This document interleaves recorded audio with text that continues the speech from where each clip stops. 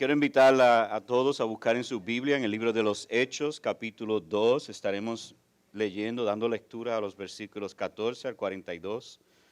Son varios versículos, pero no hay manera de poder dividir esto en ninguna parte, pero vamos a ver hoy lo que es la segunda parte de lo que comenzamos la semana pasada sobre la formación de la iglesia. Esto ha sido, le tengo que confesar, un gozo para mí poder estudiar más a profundo este capítulo. Yo creo que aquí hay una clave muy especial para la iglesia del Señor Jesucristo. Y para poder ilustrarlo, permítanme hablarles sobre un plato típico que tenemos en Puerto Rico. El tiempo de Navidad y un poco después, muchas de las madres puertorriqueñas hacen un plato que se conoce como pastel. Y por si acaso ustedes están pensando, ¿qué es eso? O están pensando en un cake, eso no es el pastel puertorriqueño. El pastel puertorriqueño tiene unos ingredientes principales. Uno es guineo verde o banana o plátano, como ustedes lo llamen en su país. Es el dulce, no es el otro. Tiene carne y tiene yautía y también una serie de especies específicos como sofrito, uno que le llamamos sofrito. Y puedes echarle otras cosas más, pero estos ingredientes principales es lo que hace este tipo de plato típico. Pues en la iglesia, la formación de la iglesia, cuando la iglesia nace o crece, hay unos ingredientes específicos que necesitamos para crecer. Sin estos ingredientes, ciertamente la iglesia no será formada y no va a crecer.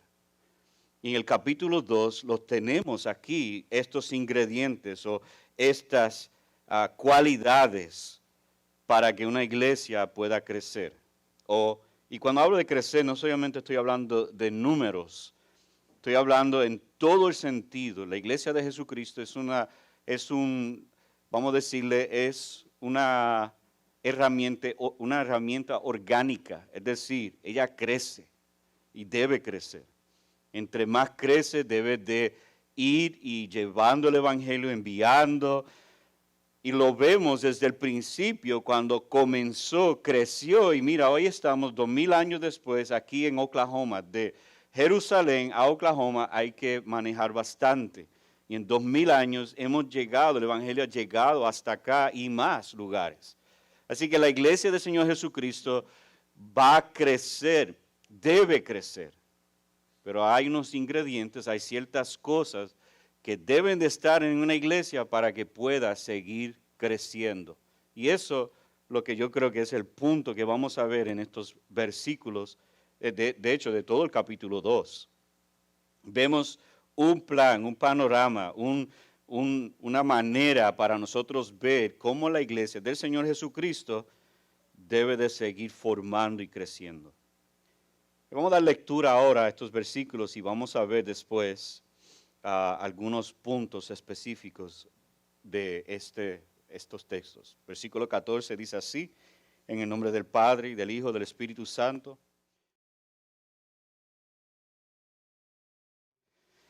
En el precioso nombre de Jesús, te ruego que tu pueblo sea edificado y aquellos que todavía no han recibido a Cristo, que tú los llame a ti para que se arrepientan de su pecado y pongan su fe en Jesús como Señor y Salvador. Oh Padre, hágalo hoy, cámbianos, muévenos y haga tu voluntad en medio de nosotros. A ti queremos adorarte, en el nombre de Jesús. Amén. Les dije que hay unos ingredientes en la formación de una iglesia y estos ingredientes son los siguientes: el Espíritu, la predicación y la oración. Hoy vamos a ver la formación a través de la predicación. Y los elementos necesarios para la predicación son la proclamación de la palabra, la proclamación de Cristo y una respuesta correcta. Y veremos eso con más detalle. En este capítulo hay tres partes que podemos dividir este capítulo. El primero es, el Espíritu Santo da poder para formar la iglesia. Y Jesús dijo en Hechos 1:8 que ellos iban a recibir poder cuando el Espíritu Santo viniera sobre ellos. Y vimos en estos versículos del capítulo 2:1 hasta el 13, cómo el Espíritu Santo les dio poder sobrenatural para ellos hablar en otros idiomas a los que estaban allí de las maravillas de Dios. Y eso es un porvenir del poder que el Espíritu Santo da a sus hijos, a los hijos de Dios, para que hagan estas cosas que Dios nos ha mandado hacer, a ser testigos a todas las naciones de Cristo Jesús. Por lo tanto, el enfoque no son las lenguas, el enfoque es el poder del Espíritu para hacer lo que Él tenga que hacer para que su iglesia crezca y lleve este evangelio a todos. Hay muchos que se enfocan solamente en lenguas. Y amados, ese no es el punto aquí. El punto es el poder que el Espíritu Santo da para cualquier obstáculo que venga, lo va a sobrepasar para hacer la obra que Él quiere hacer. Lo segundo que hoy vamos a ver es cómo la predicación junto con el Espíritu Santo, la obra del Espíritu Santo, es el medio para su iglesia ser formada. Y después, la semana que viene, vamos a ver cómo la comunidad de la fe, la iglesia, se reúne en el Espíritu Santo y en poder y su palabra. Pues hoy vamos a ver 3 puntos. La profecía cumplida, versículos 14 al 21. Vamos a ver la proclamación de Cristo, versículos 22 al 36. Perdona, fuera de orden, pero no había otra palabra para P, para poder ponerlo. Pero es la permitida respuesta al Evangelio. Vamos a ver primeramente los versículos 14 al 21, la profecía cumplida. Vemos Pedro con su postura en la predicación, la primera parte del versículo 14.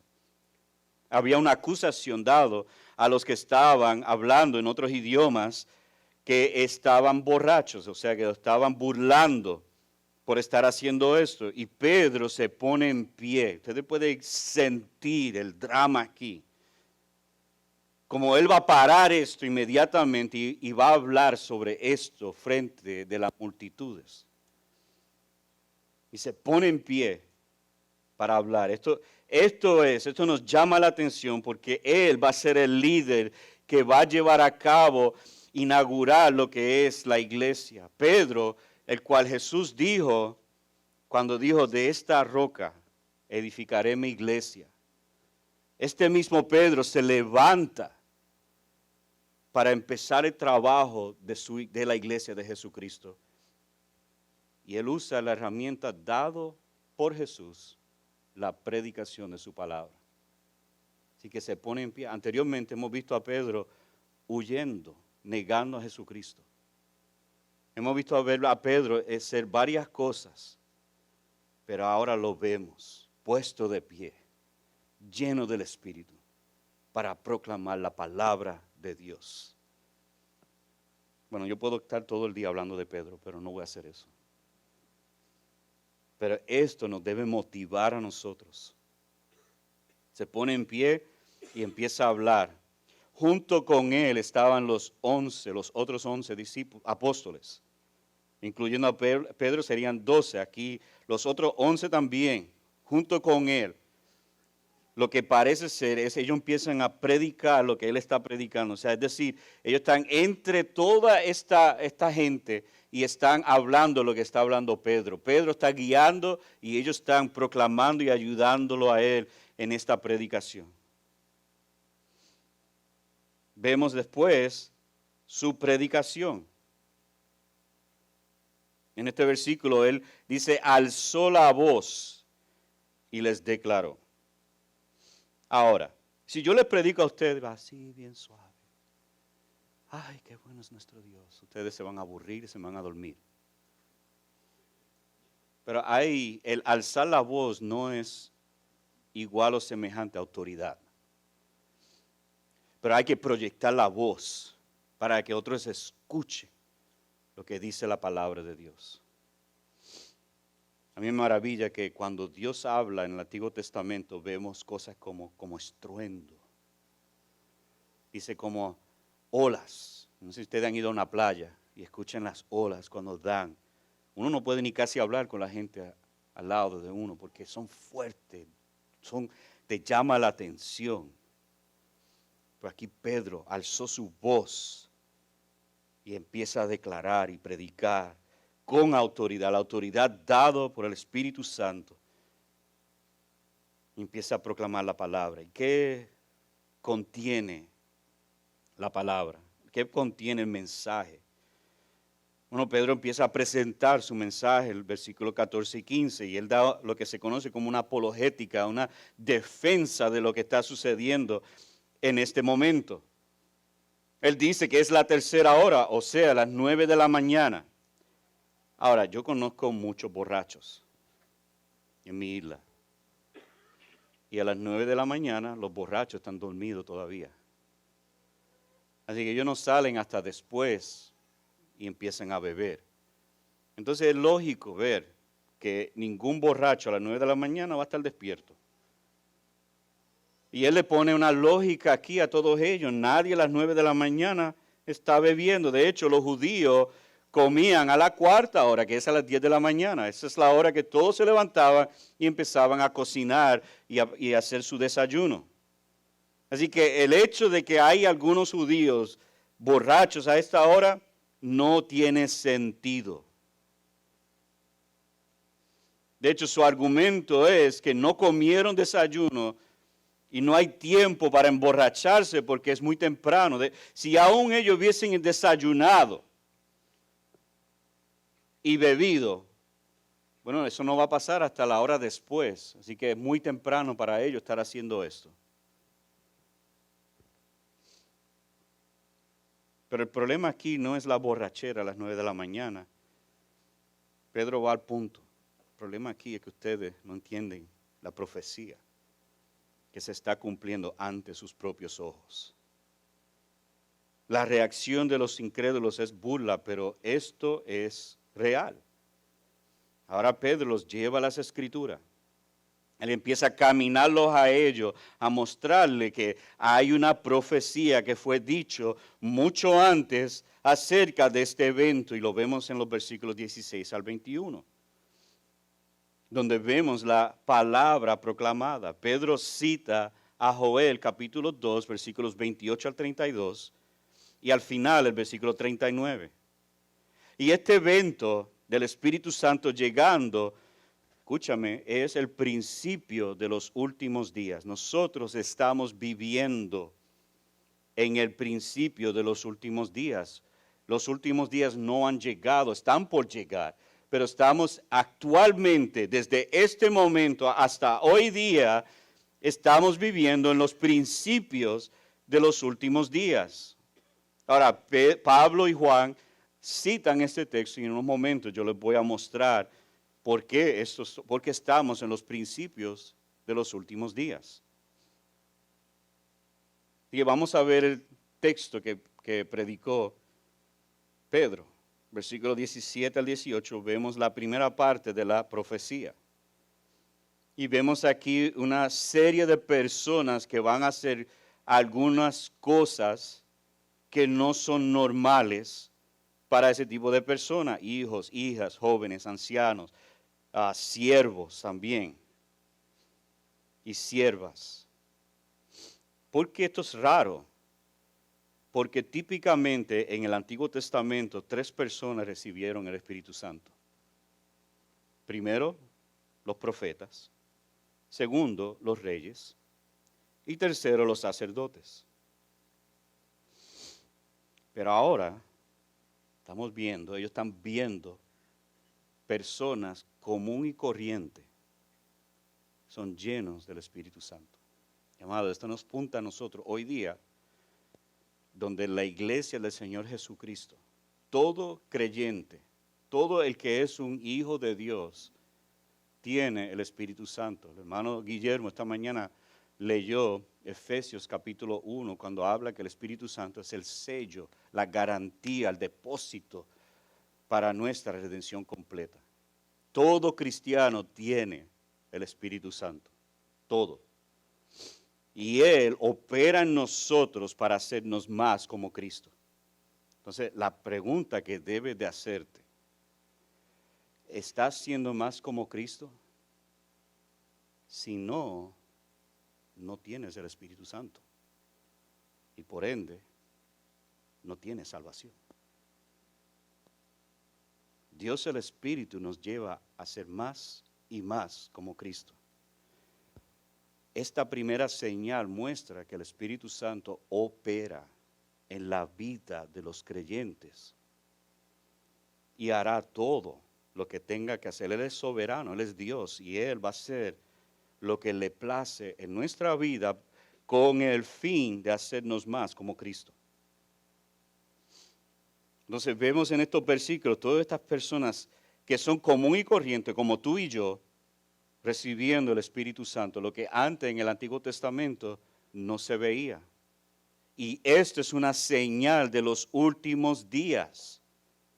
Así que estamos en estos principios de últimos días. Ahora, Pedro continúa en el versículo 19 al 20, donde él sigue citando Joel. Entonces, hay otros eventos, prodigios y señales. Son eventos del futuro. Hay eventos que vendrán que anuncian el final y estamos viviendo en ese tiempo ahora.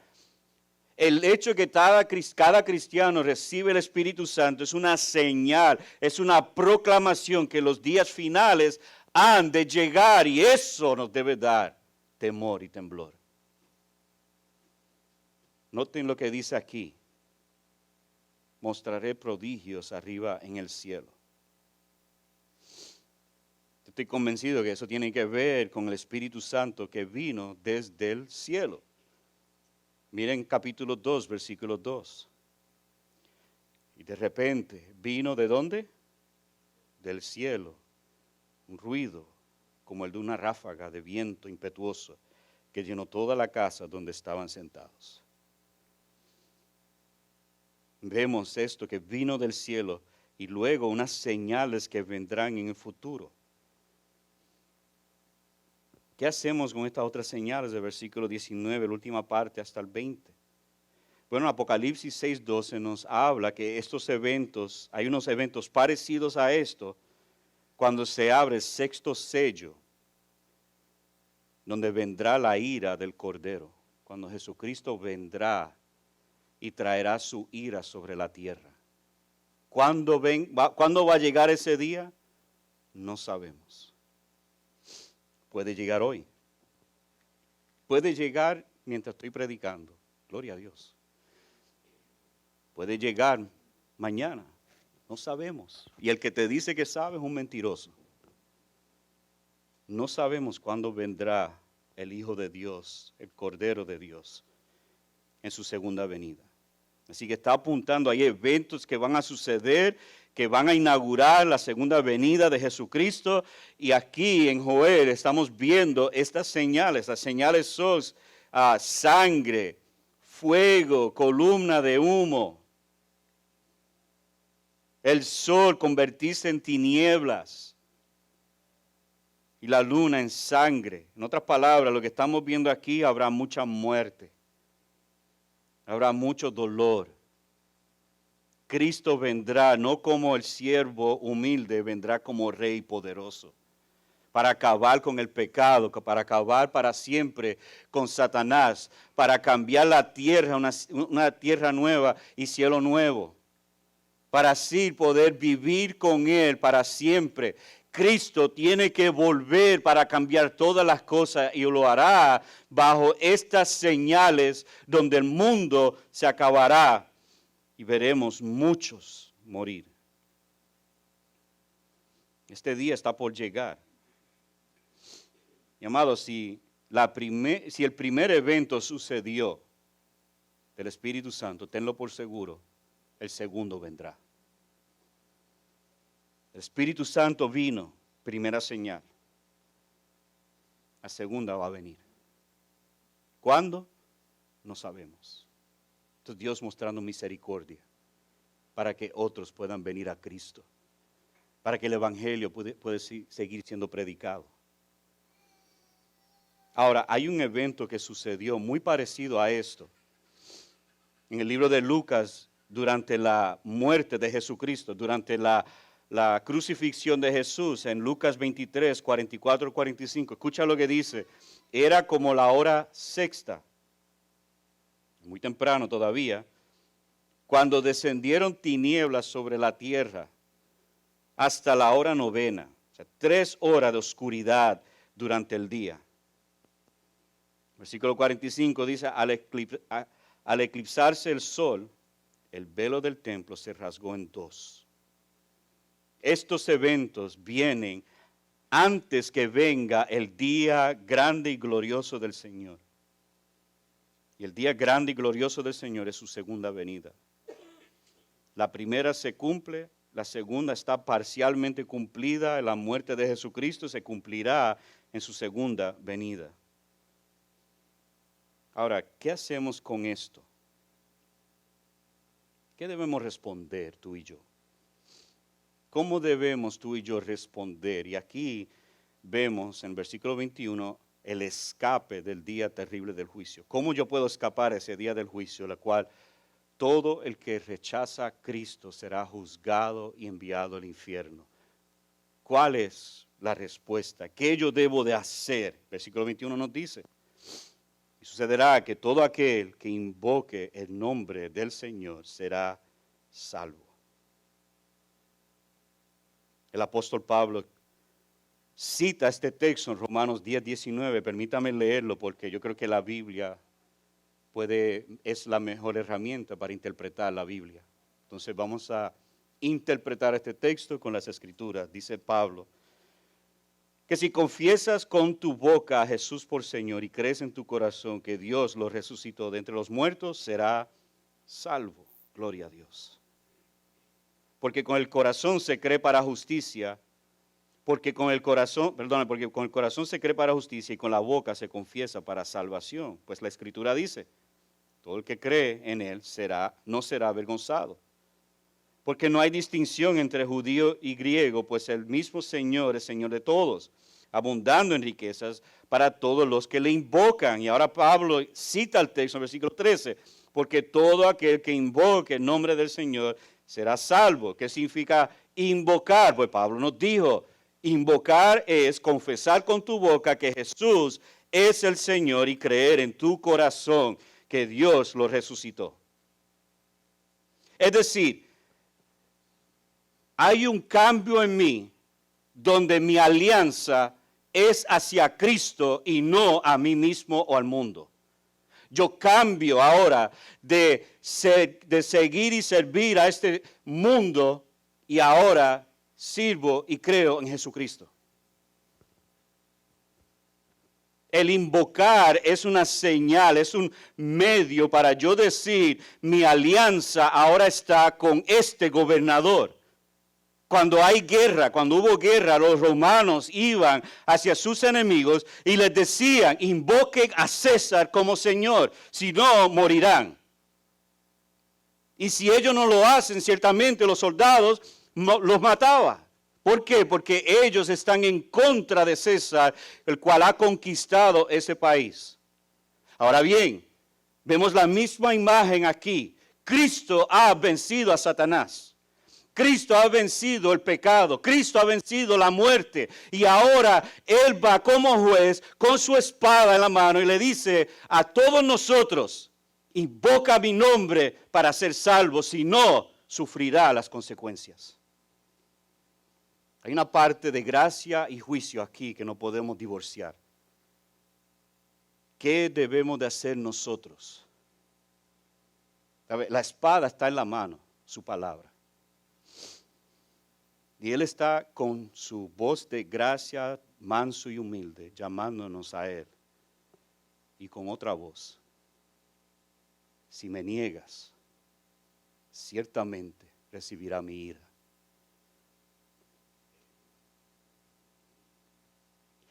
¿Cómo no ir a Cristo? ¿Qué razón hay para no invocar su nombre, de no creer en Él? ¿Qué razón hay? Es una locura. Escúchame, es una locura seguir a un mundo derrotado.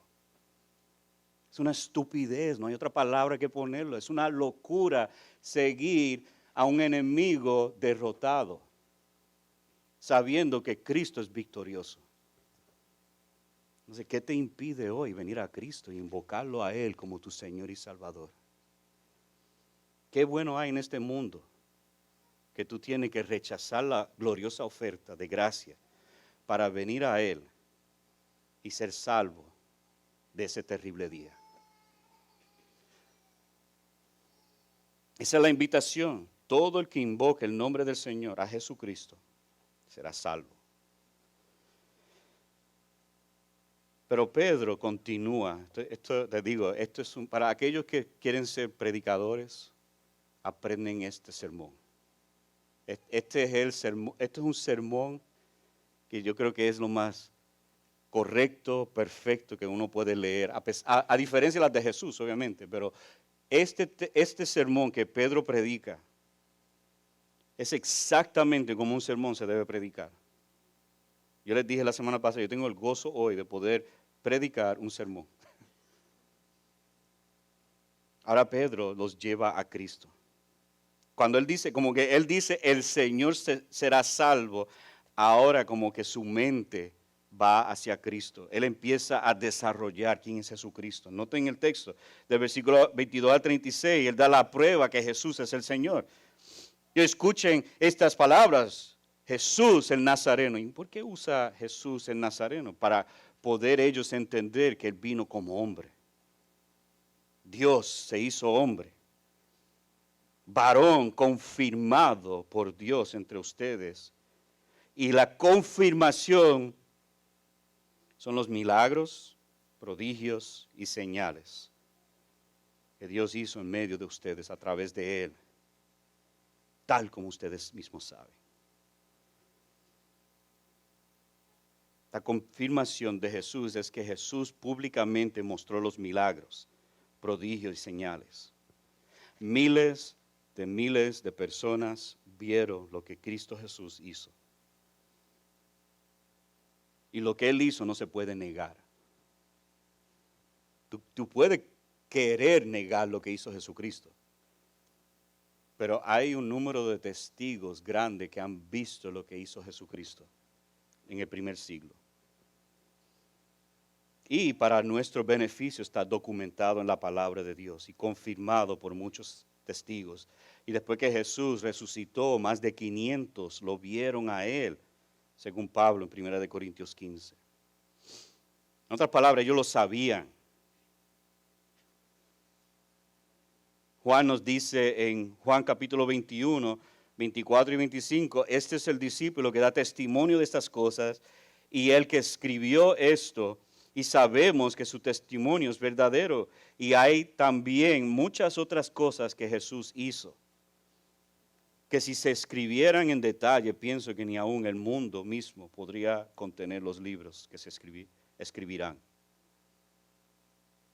Aunque nosotros no hemos visto los milagros, prodigios y señales, la Escritura documenta y confirma que Jesús es Señor. Tenemos toda la evidencia aquí. Dios nos ha dado un documento para confirmar que Jesucristo es quien Él es. Y tú y yo tenemos el gozo de poder tener la evidencia de que Jesús es Señor. Nosotros creemos por fe que lo que dice la Biblia confirma que Jesús es Señor. Pedro mismo los dice acerca de Jesús en 1 de Pedro 1, 8 a 9, para los que tienen fe en Jesús, dice él, a quien sin haber visto ustedes lo aman y a quien ahora no ven, pero creen en él y se regocijan grandemente con gozo inefable y lleno de gloria, obteniendo como resultado de su fe la salvación de sus almas. Las obras de Jesús confirman que Él es quien la palabra dice que es. Y Y luego Pedro va ahora hablando del plan determinado, predeterminado y previo conocimiento de Dios. Es decir, los propósitos de Dios se cumplieron en Cristo Jesús. Además, vemos que los profetas profetizaron que Jesús iba a venir, iba a ser, iba a morir y dar su vida y resucitar. Esto todo es parte del plan predeterminado de Dios. Es decir, la palabra predeterminado aquí es algo que se planeó antes de la eternidad. O sea, no es algo que, espérate, esto está pasando, vamos a cambiar el plan y vamos a hacer este plan. No, no fue así. No fue que, Adán y Eva fallaron, vamos a ver, vamos a darle la ley. Pues la ley no funcionó, vamos a darle reyes. Los reyes no funcionaron. ¿Qué me queda? Vamos a ver si hay otra opción. El hijo, vamos a enviar el hijo. Ese es el plan. No, eso no pasó así. Dios no obró en los momentos que sucedieron las cosas. Dios obró desde antes de la eternidad. Ahora, la pregunta no es tanto por qué Dios hizo. O sea, que el plan de Dios era que Jesús tenía que morir. Sí. Ese es el plan predeterminado por Dios. Antes que Adán y Eva fueron creados, ya esto estaba en juego. Esto iba a suceder. ¿Por qué? Porque Dios es Dios y tú y yo no. Ese es el argumento de Pablo en Romanos 9. Y yo quisiera darle más, pero eso es lo que la Escritura nos dice. El plan predeterminado de Dios era que Cristo iba a morir, iba a resucitar, iba a salvar a su pueblo. En Hechos 4, 27 al 29, dice, porque en verdad en esta ciudad se unieron tanto Herodes como Poncio Pilato, junto con los gentiles y los pueblos de Israel, contra tu santo siervo Jesús, a quien tú ungiste, para hacer cuanto tu mano y tu propósito había predestinado que hiciera. Ahora, hay tres palabras aquí que a veces trae conflicto o trae alguna dificultad. Y si está en la Biblia, tenemos que decirlo. Está primero el previo conocimiento, como se conoce, la palabra se conoce como presciencia. Está la predestinación, la cual leímos en Hechos 4, que significa que algunos Dios salva, Dios escogió salvar a algunos. Y la predestinación, o predeterminación, perdóname. Y la realidad es que estos no son opuestos unos al otro, son amigos, trabajan juntos. Dios escogió quien Él iba a salvar. Predeterminó la muerte y resurrección de Jesucristo, como declaran los profetas, y en su presencia Él sabe todo lo que ha de suceder.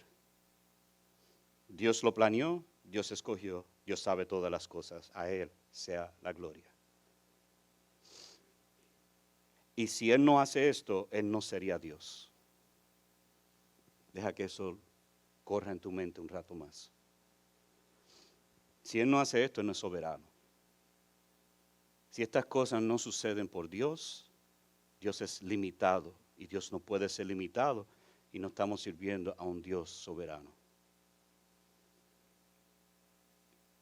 Esto nos debe hacer temblar. Pero hay otro aspecto de que Pedro predica aquí. Y va de la mano con la soberanía de Dios y es la responsabilidad del hombre. Noten el texto, dice, ustedes, por manos de impíos, llevaron a Jesús a morir. Aquí vemos la responsabilidad del hombre, como algunos dicen, el libre albedrío. Aquí tenemos una paradoja entre la predeterminación, predestinación, presciencia y el libre albedrío en su forma más fuerte. Incluso al dar muerte a Jesús, los judíos simplemente estaban cumpliendo lo que Dios ya había determinado, predeterminado, que debía suceder. Y de hecho lo había predicho en los escritos proféticos. Ellos sabían lo que dice la Escritura y lo hicieron de todos modos. No, nada diferente hoy día. Muchos saben lo que dice la Biblia y no lo hacen. Dice, no robarás y roban tiempo de su empleado. Roban tiempo. roban cositas en su trabajo o en su escuela. Así que no hay nada diferente. Nosotros sabemos la palabra y aún no lo hacemos. Y ellos actuaron de la misma manera. Pero está escrito en los profetas, y Dios dice que ellos son totalmente culpables por sus acciones. Entonces, ¿cómo podemos tener libre albedrío y la predestinación divina ser compatibles? ¿Cómo se puede? Bueno, permítame leerle la Confesión de Fe, 1689. Dios ha dotado la voluntad del hombre de una libertad natural y de poder para actuar por elección propia, que no es forzada ni determinada a hacer bien o mal por ninguna necesidad de la naturaleza. El hombre, por su caída en su estado de pecado, ha perdido completamente la capacidad de querer cualquier bien espiritual que acompañe a la salvación. Por consiguiente, como hombre natural que está enteramente opuesto a ese bien y muerto en el pecado, no puede por sus propias fuerzas convertirse a sí mismo o prepararse para ello. Ahora, algunos de ustedes, ok, háblame en español ahora, ¿qué significa eso? En lo que es natural, es decir, carnal, yo puedo elegir hacer el bien y el mal. Tú y yo podemos escoger hacer lo bueno y podemos escoger hacer lo malo. Una muestra es, algunos decidieron no venir a la iglesia por caprichos o cualquier otra razón, y ustedes dijeron que sí. Escogieron hacerlo. Tenían la libertad de venir. Pero cuando se trata de salvación, tú y yo, lo único que contribuimos a la salvación es el pecado. Tú y yo no escogemos a Dios. El padre que adopta, el hijo no lo escoge a él. El padre lo adopta, el padre escoge quien quiere salvar. Es una locura decir, pero con Dios es diferente. Nunca en la historia de la humanidad un hijo ha escogido un padre. Pero todos sabemos que en la adopción el padre escoge al hijo. Así que, para resumir esto, tú y yo podemos escoger hacer el bien y el mal. Y Dios es quien escoge para salvación. Y si tú eres uno de los escogidos, déjame decirte, esto no es razón de orgullo y de jactarte. Esto es una razón de humillarte ante la gracia y la misericordia de Dios. Porque tú y yo no merecemos ser salvos. Y sin embargo, Él lo hace. A Él sea la gloria para siempre. Eso nos lleva al versículo 24, pero Dios, a mí me encantan esas palabras. Pero Dios lo resucitó. Qué palabra más dulce, ¿verdad? Pero Dios. Efesios capítulo 2 nos dice también unas palabras similares, pero Dios. La resurrección de Jesús, la imposibilidad de Jesús quedarse muerto, versículo 24. No había manera que Jesús podía quedarse muerto. Y Él puso fin a la agonía de la muerte, puesto que no era posible que Él quedara bajo el dominio de ella. Y después Pedro cita el Salmos 16, 8 al 11, en los versículos 25 al 31. Y sabemos que este salmo apunta no a David, sino a Cristo en su ascensión y su fuerza y su poder de en la resurrección. En versículo 32 vemos los testigos que vieron a Jesús. Ellos vieron a Jesús resucitado. Y ahora han sido dotados con poder por el Espíritu Santo para proclamar el Evangelio. Versículo 33 vemos la promesa del Espíritu.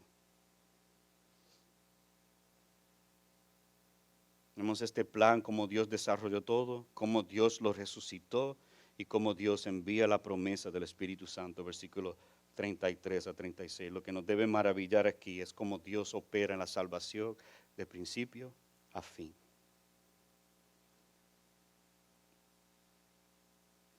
Vemos en este texto la ascensión de Jesús, su exaltación, versículo 33.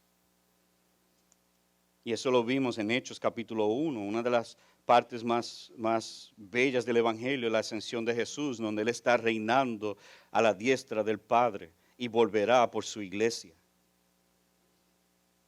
La evidencia bíblica de la ascensión, versículos 34 y 35, donde Pedro cita a David una vez más y habla de que Jesús ahora está a la diestra del Padre, hasta que ponga a tus enemigos por estrado de tus pies. Todavía hay trabajo que hacer.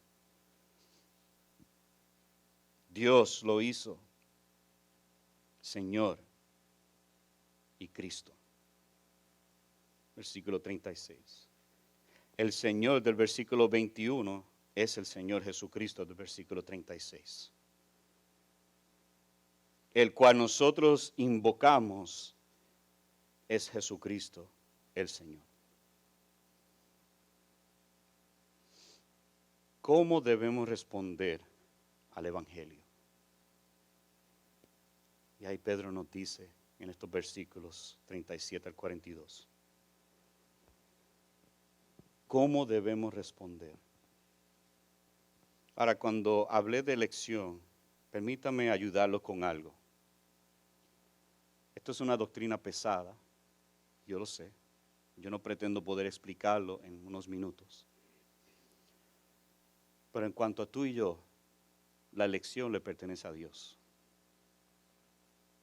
Eso no es algo que tú y yo nos debemos preocupar. Eso no es algo que tú y yo podemos cambiar.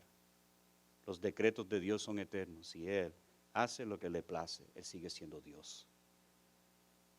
Pero tú y yo vivimos en el tiempo y espacio. Tú y yo vivimos aquí en esta tierra. Y por lo que tú sabes y yo sé, debemos responder. Ahora, este evangelio que yo acabo de desarrollar en estos minutos, porque esto es lo que estaba haciendo todo este tiempo, demanda una respuesta. Tú y yo tenemos que responder. Y hay solamente dos opciones. O responde por fe y arrepentimiento a Cristo Jesús, o lo niegas. Algunos de ustedes aquí todavía no han creído en el Señor Jesucristo. Todavía no se han arrepentido de su pecado. Y si Cristo viene mañana, estás perdidos en tu pecado para siempre. Y ahora mismo hay una invitación. Vamos a ver cuáles son las características de esta invitación. La reacción permitida al Evangelio. Primero vemos en el versículo 37, después que escucharon esto, dice, al oír esto, conmovidos profundamente, dijeron a Pedro. Esa palabra, son dos palabras aquí, que significa fueron heridos en la conciencia. Ellos entendieron que hicieron algo malo, han hecho cosas malas. O una manera de escribirlo, apuñalados en el corazón. Esto les dolió y los llevó a preguntar, ¿qué haremos? ¿Qué podemos hacer de acuerdo a todo lo que tú nos has dicho acerca de Jesucristo? ¿Qué yo debo responder? ¿Qué yo debo de hacer? Qué buena pregunta es. La primera reacción permitida es un dolor en el alma por la grandeza de nuestro pecado y el costo para nuestra redención. Perdóname. Tú y yo tenemos que entender, debe haber un peso ahora mismo. Es un buen peso que cae sobre nuestros corazones. Nos debemos sentir mal, debemos sentirnos heridos por lo que hemos hecho contra Dios. Es dolor en el alma. ¿Tú sientes eso hoy? ¿Tú sientes un peso en tu corazón por tu pecaminosidad y la severidad de tu pecado. Cuando Pedro dijo, ustedes crucificaron, les dolió su conciencia y el peso de la convicción los llevó a preguntar, hermanos, ¿qué haremos?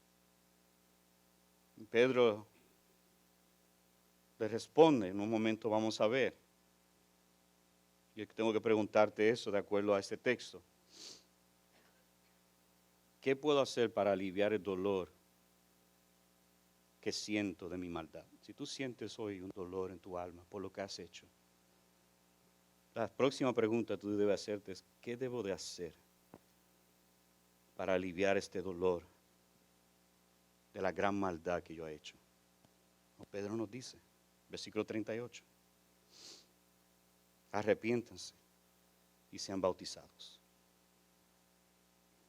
El ser compungidos de corazón los debe llevar al arrepentimiento. Dice 2 Corintios 7:10, porque la tristeza que es conforme a la voluntad de Dios produce un arrepentimiento que conduce a la salvación, sin dejar pesar, pero la tristeza del mundo produce muerte.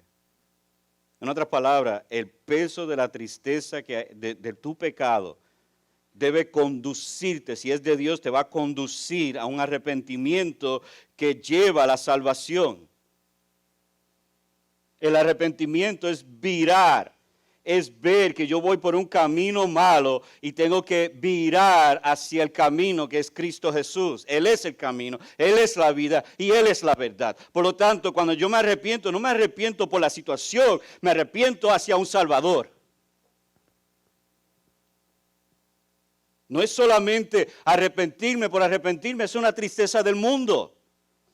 Pero yo me arrepiento hacia una persona, hacia la persona de Jesús, quien yo he rechazado por causa de mi pecado. Pero ahora que Dios ha puesto el peso de mi pecado, ahora puedo ver que en Cristo tengo salvación. Eso es arrepentimiento.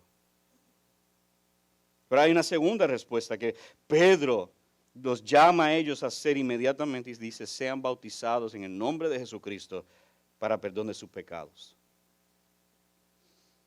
La genuina reacción al Evangelio es fe en Cristo. Y bautizarse es igual o semejante a demostrar tu fe de manera pública hacia Cristo Jesús.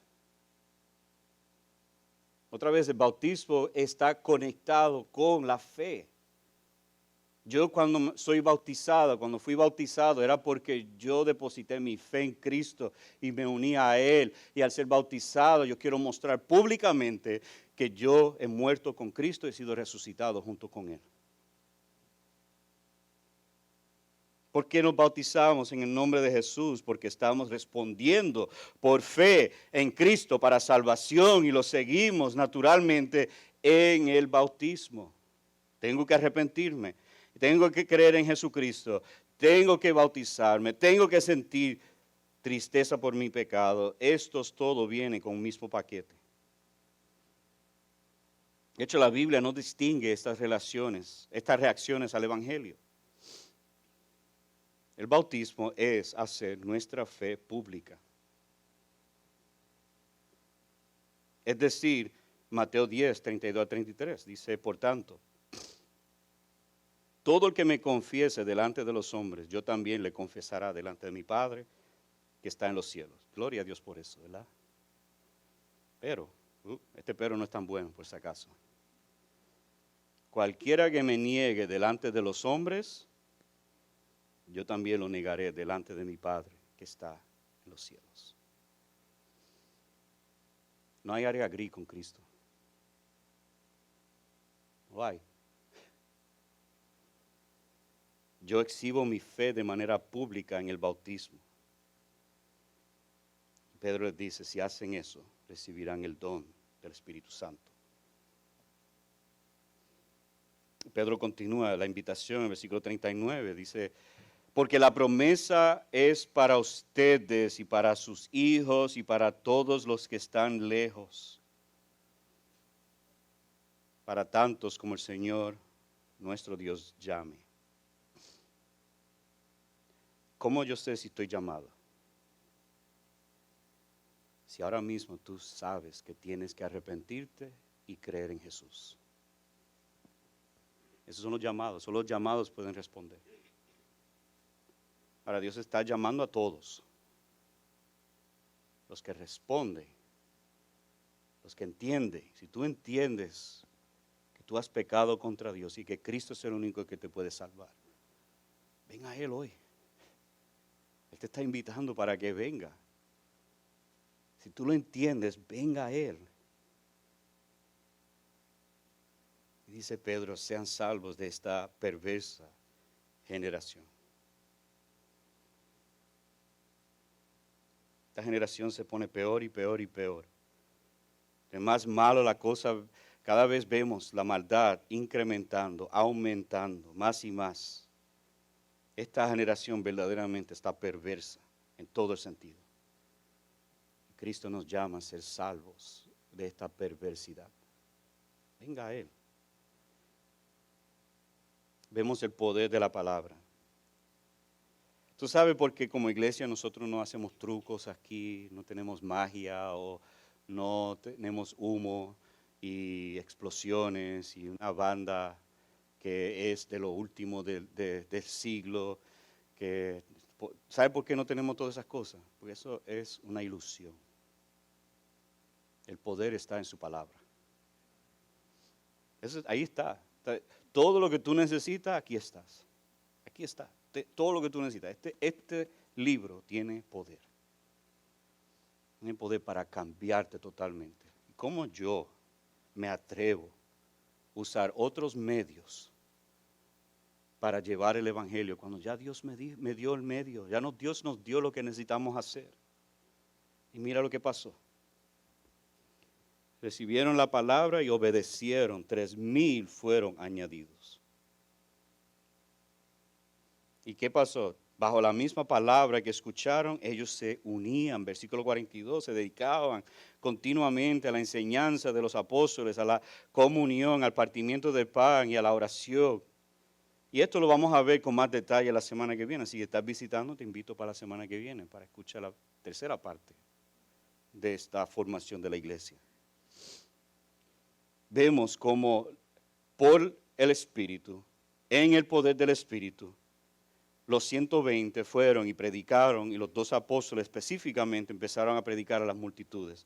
Después vemos cómo la predicación de Pedro, explicando lo que dice la Escritura con detalle, trajo convicción a un pueblo, y ellos se arrepintieron y creyeron y fueron bautizados. Y este grupo de 3,000 y más se reunieron bajo la misma palabra, ser enseñados por los apóstoles. Tener comunión. Comunión es cuando nosotros nos unimos. Esto es comunión, lo que estamos haciendo hoy. Nos unimos con el fin de darle adoración y gloria a Dios que nos salva a nosotros. Partimiento del pan, eso es, algunos creen que la cena, y eso hablaremos con más detalle, la cena del Señor, la unión más colectivo de la iglesia, cuando todos se hacen uno. El comer juntos como hospitalidad, como uniéndonos y amándonos unos a otros. Y finalmente la oración.